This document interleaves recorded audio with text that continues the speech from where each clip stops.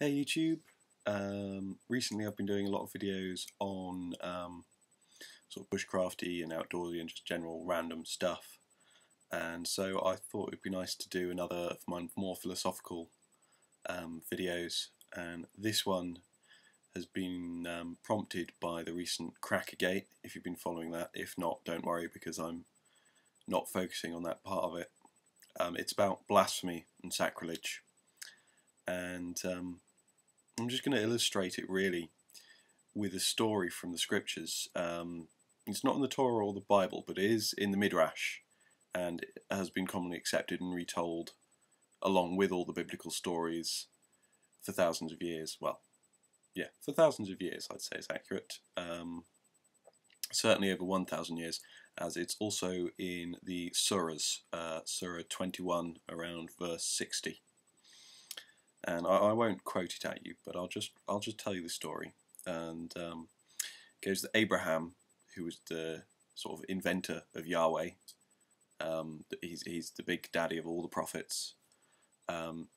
His dad was the inventor of a lot of other gods.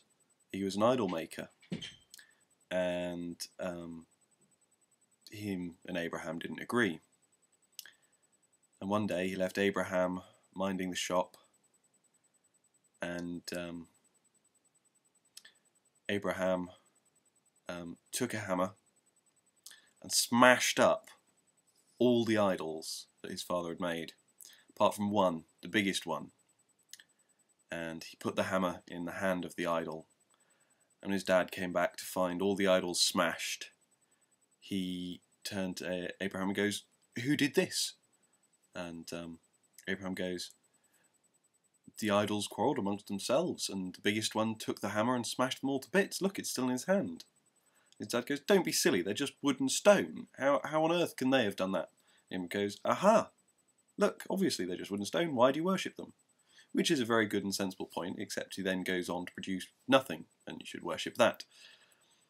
But the point of the story for me was that blasphemy is okay as long as it's other people's gods. And the second point is that blasphemy is really, really useful for showing people that what they believe isn't necessarily so. And the real message is that Abraham's father obviously knew that the idols couldn't have smashed each other. And when it comes down to people blaspheming modern gods, their gods are supposed to be able to look after themselves. And so when you blaspheme them, what you're doing is demonstrating that they don't have the power to strike you down. So really, blasphemy is an integral test for people when you blaspheme, that you don't get struck down. Because if you did, that'd be a hell of a lot of evidence, wouldn't it? So